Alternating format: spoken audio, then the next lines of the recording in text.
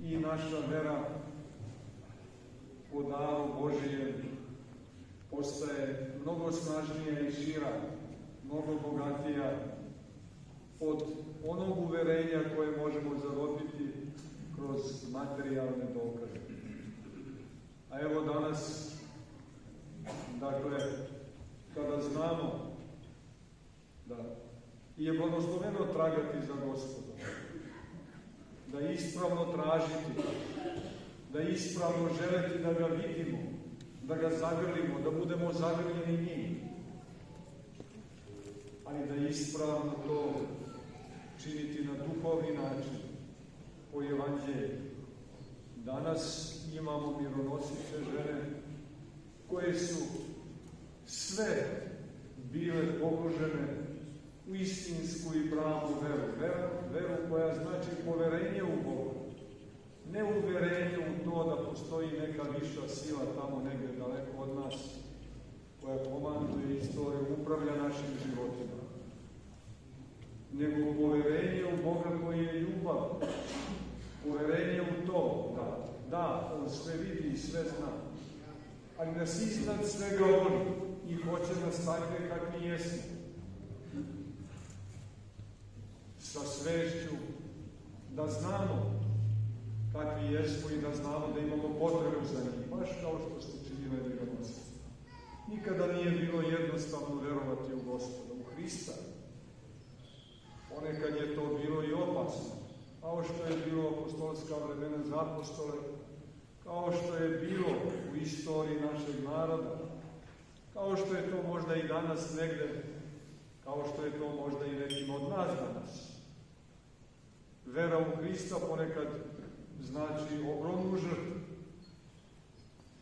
ogroman rizik, ali u suštini uvek je rizik, jer tu smo pozvani da se uhvatimo u koštac najpre sa svojom gordošću, sa svojim samoljubom, sa svojom sebičnošću, sa svojom samozatvorenošću, sa isključivošću u odnosu na druge, sa nespremnošću da praštamo drugima, sa nespremnošću da ištemo oproštaj od drugih. I kad kažemo drugih, tu najpre mislim na najneposrednije naše bližnje.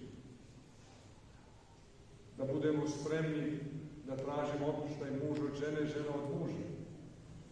Da prašta muž ženi, žena mužu i onda sve tako u krug. Od porodice, komšiluka, grada, jednog naroda, međusobnih odnosa među narodima. Rizik je, dakle, uvek ići za Hristom, jer lakše je ponekad opredeliti se za komfort, bilo spoljašnji, materijalni, bilo unutrašnji. Nije uvek jednostavno stati pred lice Božije i svedočiti istinu. Ponekad je komfornije prećutati istinu, ponekad je lakše napraviti neki kompromis, a ponekad je najjednostavnije uzeti sve za sebe. Dakle, vera jeste poverenje u ljubav Božju, a od nas se traži za početak samo to da znamo da je sve u ruci Božjoj, da je on ljubav, da je i vera naša njegov dar i da bez njega ne možemo učiniti ništa. To je sasećanje gordosti u korenu. Kad znamo da je sve u njemu i od njega, onda ćemo uvek biti darivani izobilno svim blagodanima i dobrima od Gospoda. Iz polja i iznutra. Najpre iznutra duhovnim darovima, a onda iz polja koliko je to potrebno kako bismo bili i u jednom i u drugom dobri ekonomiji Božih dobara. To jest kako bismo to što smo dobili kao dar videli kao mogućnost da mi projavimo i svoje poverenje u odnosu na Boga, ali i ljubav svoju u odnosu na bližnje. Mironosice su dakle bile ispunjene verom. Onda kada je bio najveći rizik ići za Hristom. Onda kada je on osuđen na smrt i raskaj bio onda kada su ga ubili oni koji nisu mogli da prihvate Boga u krajnjem njegovom smirenju, koji su hteli Boga kao vojskovođu, kao osvajača sveta i da pritom oni budu ta Božja vojska. U to doba je bilo najteže pratiti Hrista, najopasnije. I to se vidi i među samim apostolima. Oni koji su neprestano bili u prilici da vide lepotu lika Hristovog, lepotu lika Sina Božjeg, snagu njegovu, blagodat Božje Duha Svetoga na njemu. Nekoliko puta su u strahu ostavili Hrista i od straha od neprijatelja Hristovih razbežali se. A naravno onda kada je postradao, kada je stradao Gospod, svi su otišli, osim žena.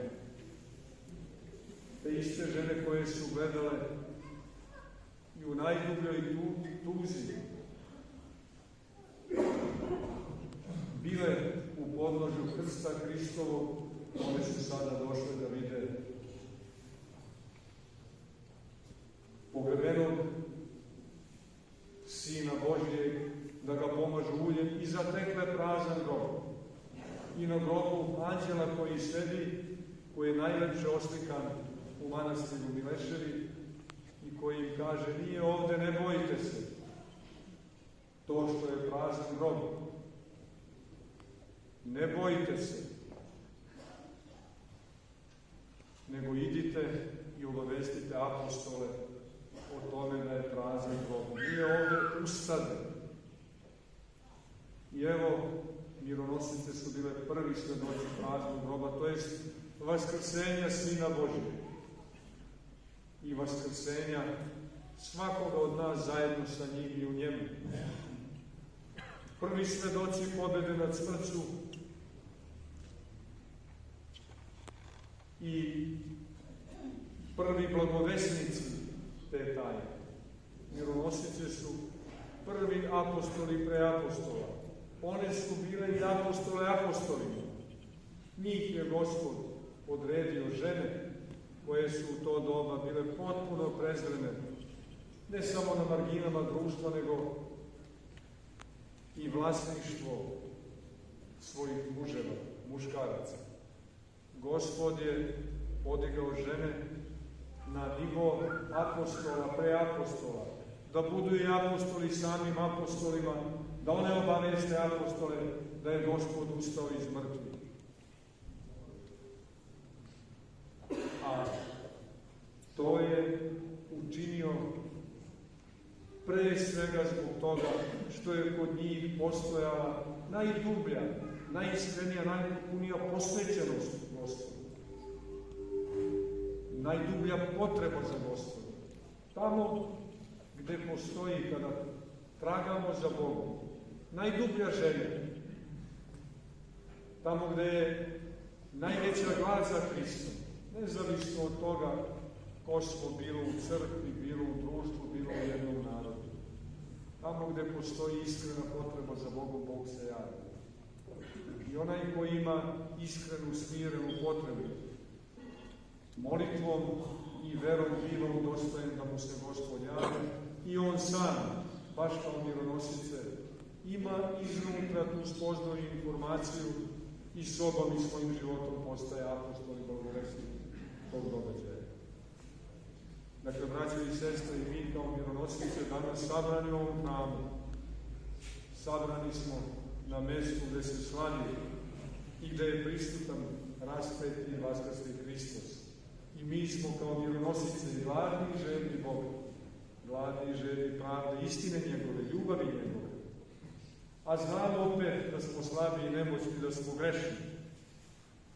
Znamo da imamo bezbroj promašaja. Znamo da čak ne možemo ni da se kajemo onako kako bi valjalo. Znamo da nismo dostojni ljubavi Božije, ali baš zato što znamo da je sve to tako, dolazimo s punim poverenjem u njegovu ljubav. Znamo da je on ustao iz groba zbog nas i da poznaje svakoga od nas u potpunosti i da je sa svakim u punoći svoje.